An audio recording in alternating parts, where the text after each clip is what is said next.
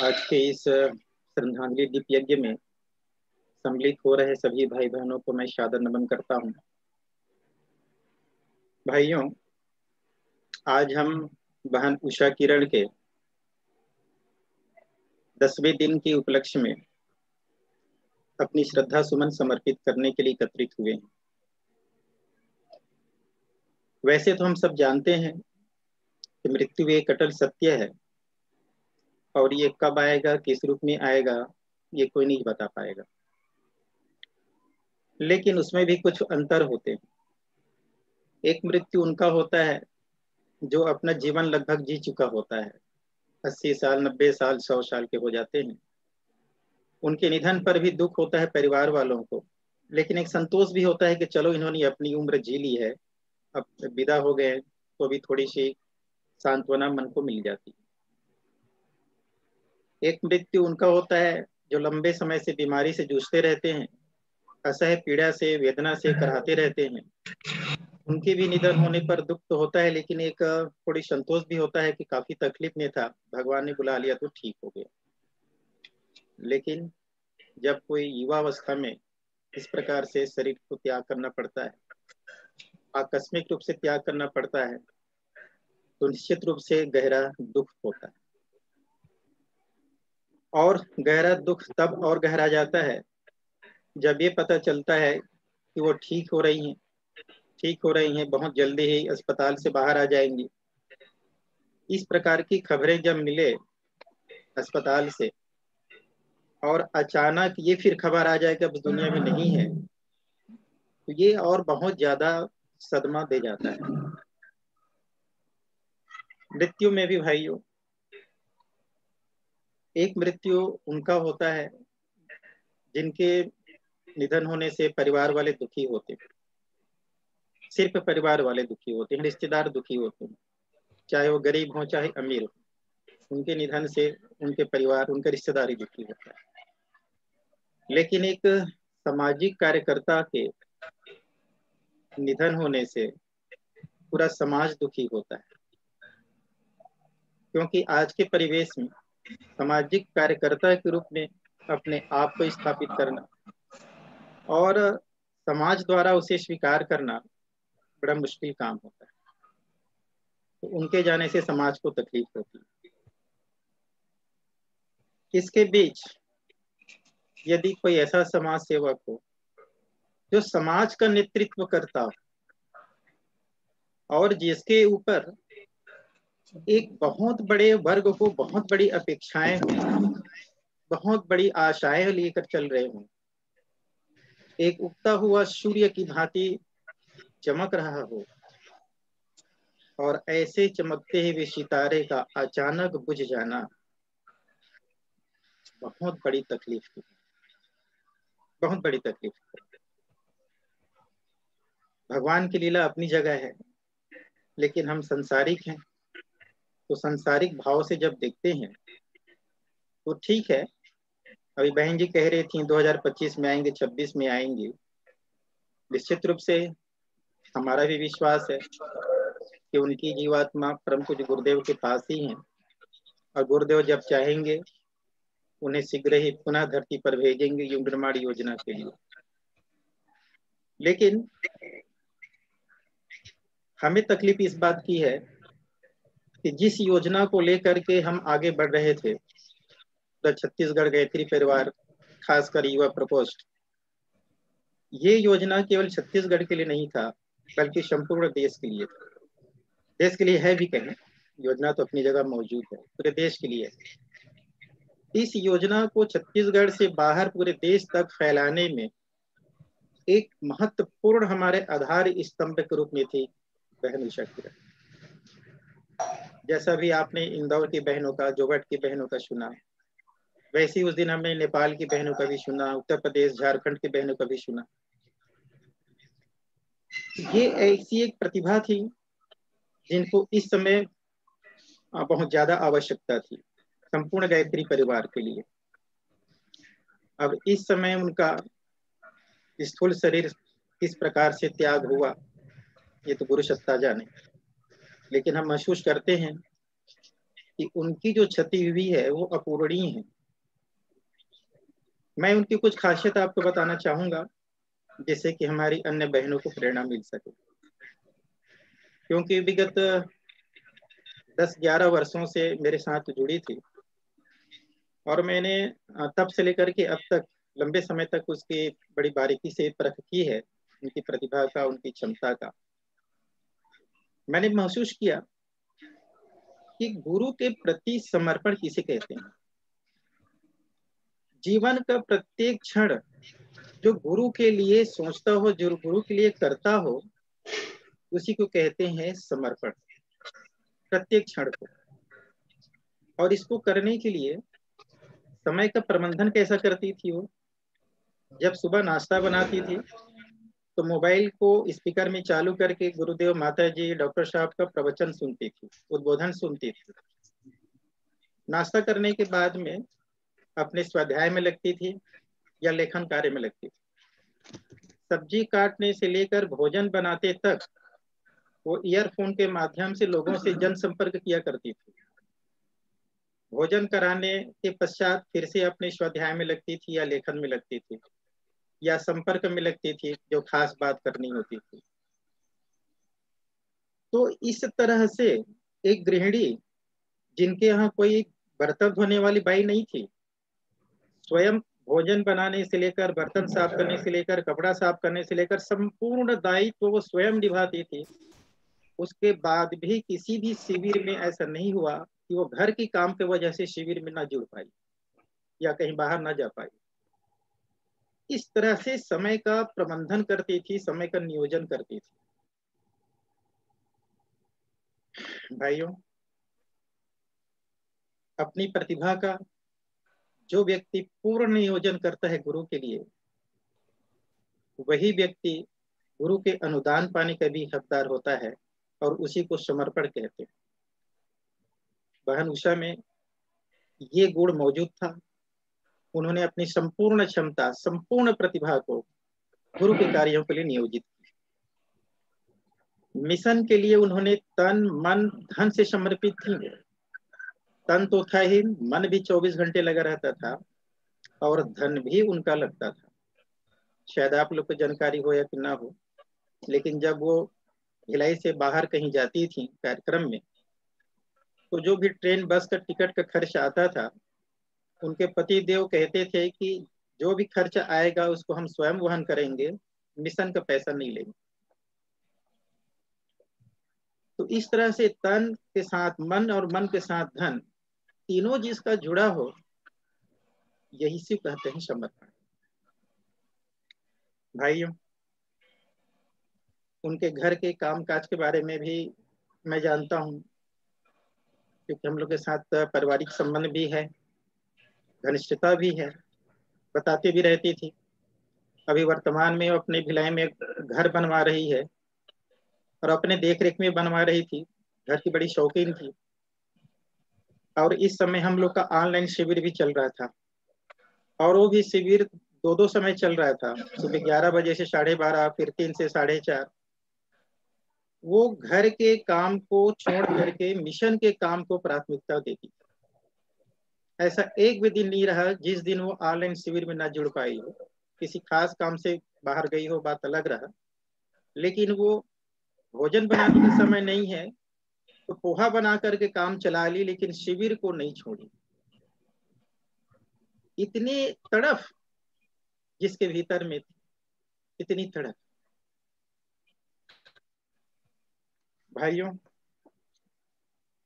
वो अपने विषय की तैयारी कैसे करती थी, मैं उन बहनों के लिए बता रहा हूँ जो गृहस्थी में है, चाहे सर्विस में है, चाहे अपने आप को आज किस स्थिति में देख रहे हैं और बहन किस स्थिति से आगे बढ़ी है।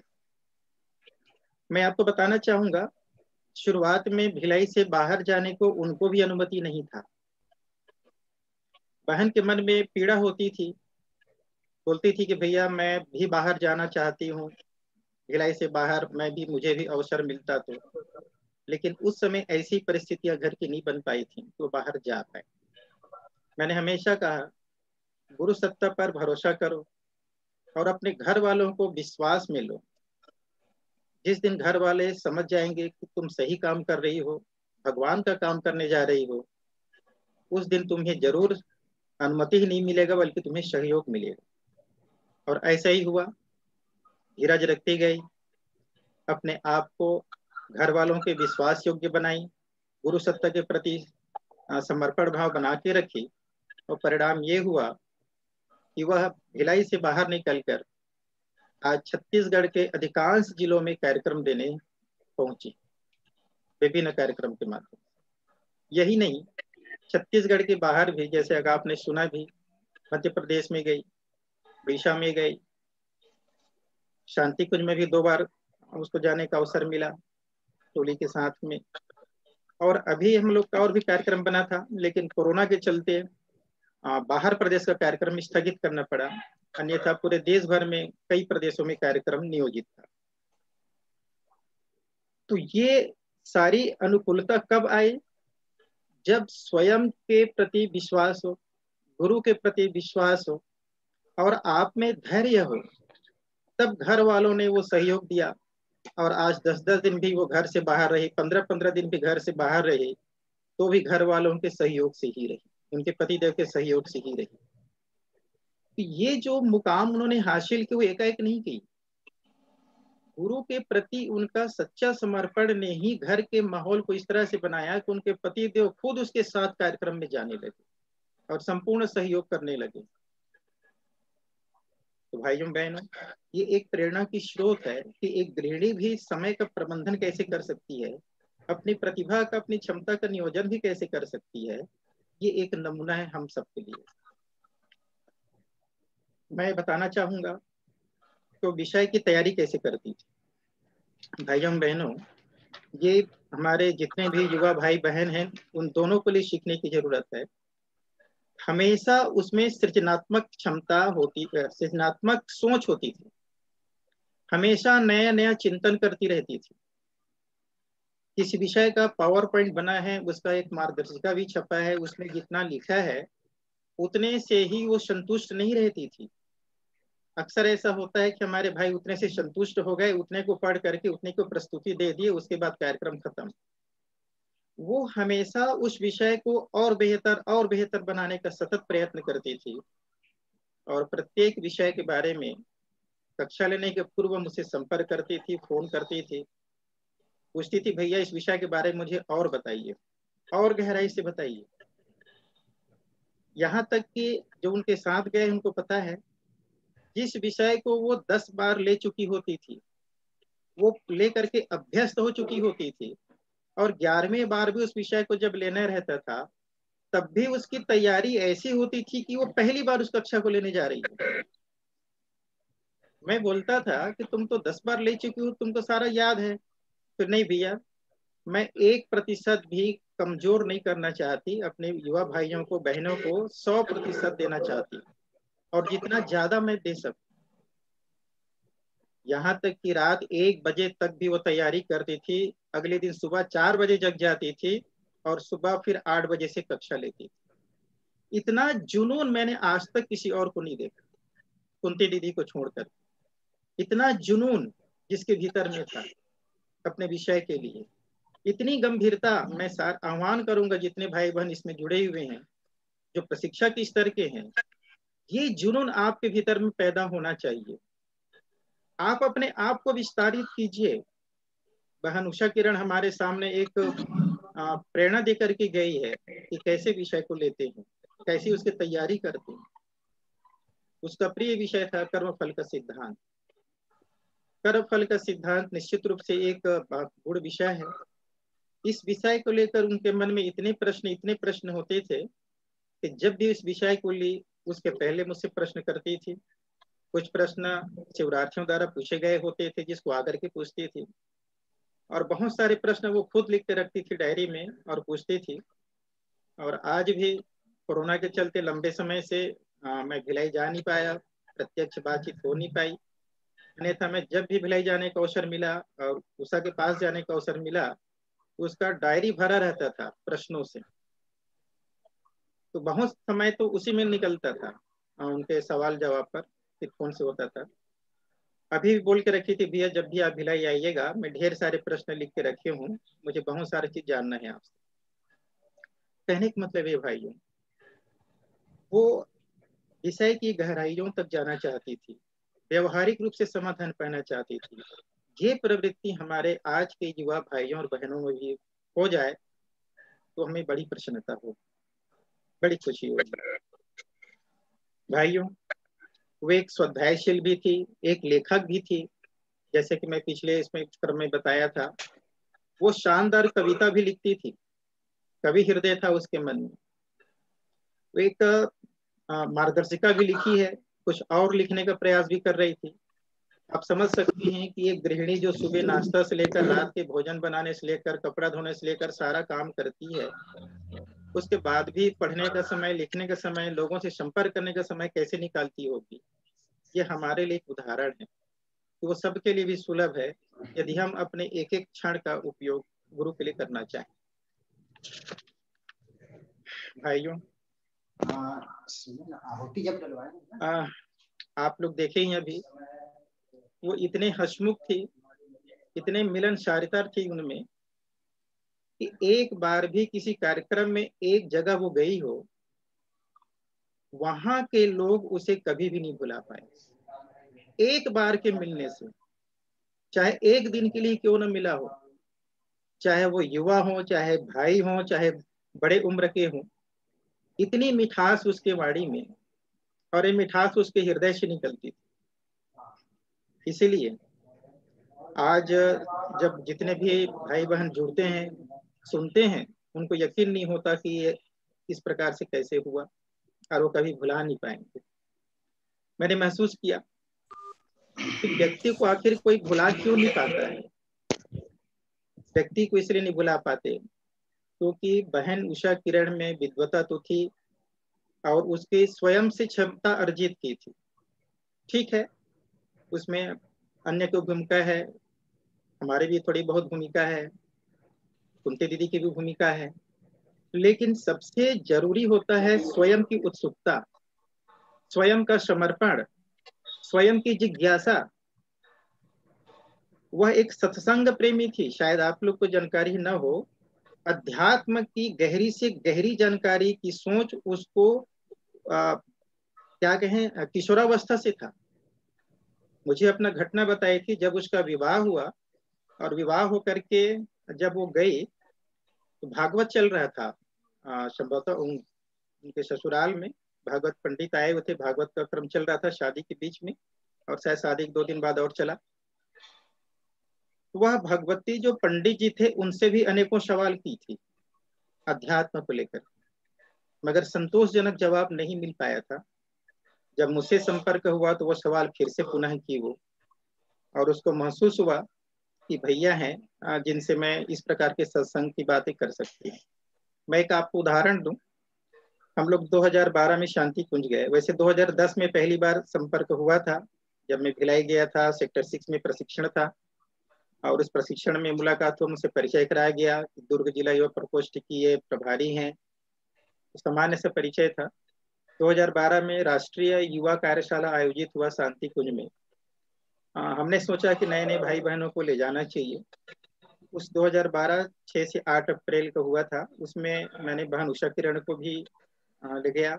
रायपुर से बरखा वर्मा करके थी, और नवापारा राजिम से दीप्ति ठाकुर बहन थी, फिर मेरे क्षेत्र से जगन्नाथ सविता थे, और यहाँ बिलासपुर से प्रोफेसर साहब, ऐसा करते नई टीम लेके गए।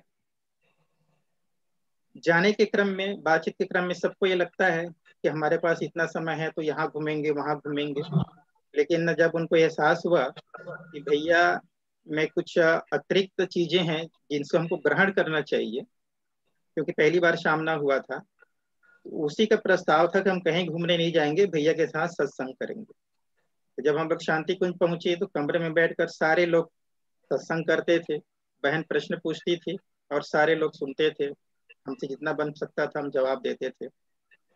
फिर कहीं घूमने नहीं गए। वापस में 10 अप्रैल को जब हम लौटे तो शाम को 5 बजे फिर से बहन ने कहा कि भैया मैं चाहती हूँ कि जो समय है उसको सत्संग में हम लगाएं, तो मेरा कुछ प्रश्न। शाम 5 बजे प्रश्नों का श्रृंखला शुरू हुआ। एक बार जब अंधेला हुआ और दीप्ति ठाकुर, आज भी है वो, भानु प्रतापपुर में विवाह होकर गई है बहन, एक जगह स्टेशन पे उतरी। उस घड़ी में 9 बज रहा था रात को। जब वापस डब्बे में आई, बोलती है कि रेलवे वाले घड़ी को सुधार नहीं सकते, देखो रात को 9 बजा रहे हैं।